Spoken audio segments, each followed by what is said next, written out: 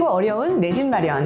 길라잡이가 되어드릴 내 집 마련의 신 월천대사 이주연입니다. 반갑습니다. 1화하고 2화가 나가고 나서요, 많은 그 청취자 여러분들이 그 댓글에다가 그 사연을 많이 남겨주셨어요. 많은 분들이 공감할 수 있는 그런 사연을 한번 뽑아봤는데요.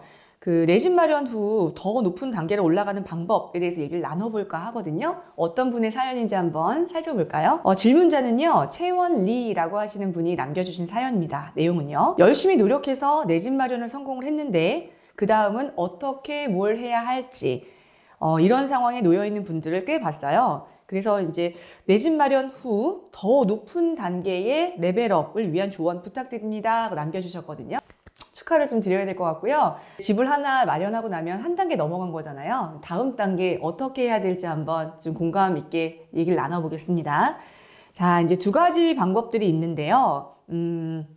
가장 기본적으로 이 지금 마련한 주택을 어떻게 자금 조달을 해서 어떤 식으로 지금 이자와 원금이 나가면서 이제 버시는 소득에 이제 지장이 있을 정도까지 무리해서 허덕허덕해서 이렇게 한 것인가? 아니면 좀 이제 여유롭게 준비를 하셨기 때문에 이제 또 추가적으로 저축을 하면 또 추가적으로 여유돈이 나올 수 있는지를 일단 그 가려봐야 되고요. 그래서 첫 번째로 이제 내 집 마련을 했는데 이게 똘똘한 한 채로 실거주를 하시면서 내 집 마련을 하셨다고 지금 생각이 되거든요. 그래서 이제 이 내 집 마련한 곳에서 실거주로 거주 2년을 채울 수 있으면서 비과세를 할 수 있는지가 일단 첫 번째 궁금합니다. 여러분들 사연 남겨주실 때요, 저번에 또 말씀드렸지만 조금 더 구체적으로 이제 내용을 알려주시면 저희가 이제 좀 조언 드리고 상담해 드리기가 조금 더 수월하거든요. 가장 좋은 것은 누가 뭐라고 해도 비과세를 똘똘하게 2년마다 이제 실거주를 이사를 가시면서 이사 가면 업그레이드, 이사 가면 업그레이드 이렇게 이동하는 게 제일 좋거든요. 돈을 추가로 더 모으시고 그다음에 이제 그 사이에 시세 차익들 보면은 너무 좋고요. 그래서 이제 시세 차익 난 집에 이제 돈을 얹혀서 다음에 이제 또 업그레이드 아니고요, 반드시 업그레이드 하셔야 됩니다. 이렇게 업그레이드 하는 방법이 사실은 가장 좋습니다. 추천하고 싶고요. 이때 주의할 것은요, 이제 내 집 마련하셨으니까 부동산에 대해서 예전보다 조금 더 이제 관심도 가고, 이제 안 보던 부동산 뉴스도 보고, 정책이 나오면 정책에 좀 관심도 있고, 내가 사는 지역에 대해서 호재나 이제 지역 분석 이런 것도 관심이 좀 있으실 거고, 이렇게 직방 TV도 좀 돌려서 보시게 될 거고, 이제 관심이 예전보단 조금 더 생기실 거거든요. 그러면 그때 여윳돈이 생겼을 때 이제 부동산 투자를 하고 싶어서 마음이 팔랑팔랑 이렇게 이러실 거예요. 대부분들 그래요. 그럼 이제 추가로 작은 물건을 하나 더 구매를 하면서 2주택자, 3주택자의 길을 가게 되는데요. 이때 주의할 것들이 있습니다. 이제 두 번째로 한번 넘어가고 다시 앞으로 한번 와볼게요. 두 번째 방법은 내 집이 이제 아이의 교육이라든가 아니면 아이가 이제 벌써 유치원을 갔다든가 아니면 이제 친정 옆에서 아이를 돌봐주시기 때문에 거기서 이제 어쩔 수 없이 거주를 하면서 향후 한 3, 4년이나 5년, 6년 안에 이사를 못 갈 수도 있잖아요. 그러면 2년마다 이렇게 이사 다니면서 하는 비과세 전법을 사용할 수가 없으니까 이때는 이제 내 실거주 집에서 이제 거주를 하시면서 그때그때 생기는 여윳돈들 가지고 이제 조금 투자에 자연스럽게 관심이 가실 거예요. 그럼 대출을 상환하기보다는 이제 그 돈을 활용해서 좀 더 자산을 늘려가는 방식으로 선택을 하시는 그런 본격적인 분들도 계세요. 내 집 마련을 하고 투자용을 늘려갈 때 어떤 점을 주의해야 되는지를 한번 일단 찬찬하게 짚어볼게요. 1주택 플러스 잉여 자금으로 작은 물건을 투자용으로 이제 가져가고 싶을 경우에는요. 자, 이제 잉여성 물건이 원래 있는 내 집 마련한 물건보다 당연히 더 작거나 이제 물건 가격도 적을 것이고 뭔가 투자용으로 작은 물건일 거예요. 그럴 때는 이 물건 때문에 그럼 이제 어떻게 생각하시냐면 1주택인 것을 비과세를 하고 2주택으로 가기 위해서 얘를 잠깐 팔고 이렇게 하시거든요.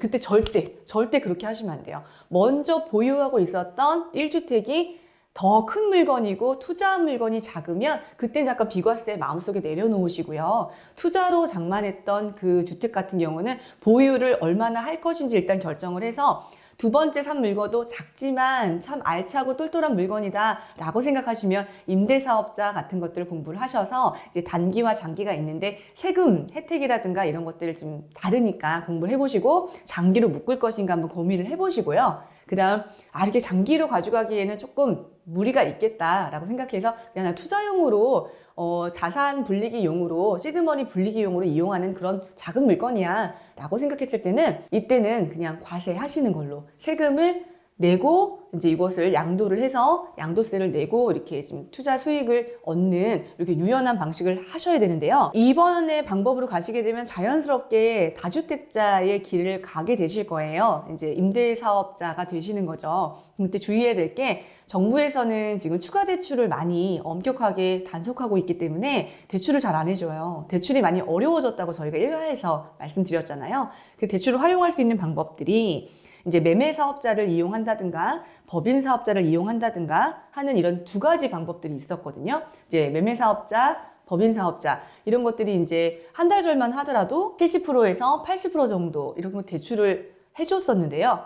이것도 이제 최근에 발표된 정부 정책에 의해서 지금 축소되었어요. 그래서 저번에 말씀드렸죠. 이게 투기 지역이냐, 투기 과열 지역이냐, 그 다음에 이제 조정 지역이냐 비조정이냐에 따라서 대출할 수 있는 그 비율이 퍼센트가 40%부터 많게는 70%까지 다양하다 그랬잖아요. 이제는 매매 사업자나 법인 사업자를 활용할 때도 이제 이 대출 비율이 조금 줄어들어서 조정되었다라는 것을 좀 주의하셔야 되고요. 점점 투자하기 환경은 이제 좀 열악해지는 것 같습니다. 그래서 잉여주택을 투자로 하는 2번 방법으로 가시고자 할 경우에는 대출이 좀 예전보다 많이 어려워졌기 때문에 대출을 활용해서 레버리지를 많이 늘리는 이런 투자는 조금 많이 힘들어질 것 같다. 자기 자본을 많이 이제 써야 된다. 이때 투자하실 때 혹시라도 이제 명의 때문에 먼저 준비하신 그 내 집이 좀 똘똘한 것이기 때문에 이제 두 번째 주택을 그 명의라든가 대출에 좀 영향을 안 받고 싶다라고 하시면 여전히 법인 사업자는 이제 매력이 있습니다. 왜냐면 법인이 뭐냐면요. 내가 있고 그다음에 법인이 하나가 더 생기는 거예요. 그러면 저는 이주연이잖아요. 이 법인이 또 다른 하나의 사람처럼 되는 거예요. 법인이잖아요. 사람인자. 그래서 법인이 투자한 것은 저랑 상관이 없어요. 그럼 1세대, 뭐 1가구 1주택 이런 것들에 대해서 좀 약간 벗어나거든요. 그러면 대출이나 이런 것들에 영향을 안 미치겠죠. 그래서 법인 투자할 때 물건을 이제 하면 대출이나 이럴 때 좀 유리한데 이때 주의할 게 한 가지 있어요. 법인 투자를 할 때는요. 이 권리 상황인 그때 1화에서 권리가 뭐라고 말씀드렸어요? 혹시 기억나세요? 분양권하고 입주권. 맞아요. 이 두 가지가 권리인데 이 두 가지 권리는 그 법인 같은 경우 대출이 안 나와요. 그래서 이주비 대출, 그다음에 중도금 대출 이런 것들 승계받을 수가 없거든요. 새로 일으킬 수도 없고 그런 점들은 조금 만약 법인으로 재개발을 소액 재개발을 투자를 했다라고 하실 때 이제 관리처분 받고 이주할 시기가 되면 저희가 이주비 대출이라는 걸 받아야 돼요. 그때는 이제 이주비 대출이 안 돼요. 그런 점들 좀 조심하셔야 되고 분양권을 이제 구매를 투자로 하시겠다라고 해서 이제 하실 때도 좀 주의하셔야 되는 게 처음부터 법인으로 매입을 하시면 이제 중도금 넘어올 때 중도금을 승계받으실 수 없다라는 것 이런 것들 좀 세세하게 좀 주의할 필요가 있을 것 같습니다. 오늘도 이채원님의 질문을 해결해 보면서 같은 조건에 처한 이제 막 내 집 마련을 하셨는데 이제 그 다음 단계는 어떻게 해야 되나를 고민하는 분들과 함께 고민을 한번 같이 나눠보는 시간 가져봤습니다. 이렇게 내 집 마련의 시는요 여러분들의 사연을 같이 한번 고민해 보면서 여러분들한테 어려운 내 집 마련 처음에 시작이 어렵거든요. 시작하고 나면 그 다음부터는 관심이 많이 생기게 되고요. 그 다음부터는 또 다 길이 보여요. 근데 그 처음에 맨 처음에 그 시작이 저는 참 어려웠던 것 같아요. 그리고 저 같은 경우는 그 맨 처음 시작에 가이드가 되어줄 길라잡이가 없었기 때문에 사실은 좀 부끄러운 얘기지만 그 투자 초기 사실 좀 망투자라고 하죠. 그런 흑역사들이 좀 있었어요. 그런 것들을 공부를 해가면서 제가 이게 그렇게 하면 부동산 투자 안 되는 거구나. 이렇게 하면 힘들 거구나를 좀 알았거든요. 그래서 이거를 보시는 시청자 여러분들은요. 조금 그런 일들을 좀 줄였으면 하는 그런 마음이 있어요. 내 집 마련의 신에서는요. 여러분들의 사연을 기반으로 해서 저희가 길라잡이가 되어주는 그런 프로그램으로 기획되고 있습니다.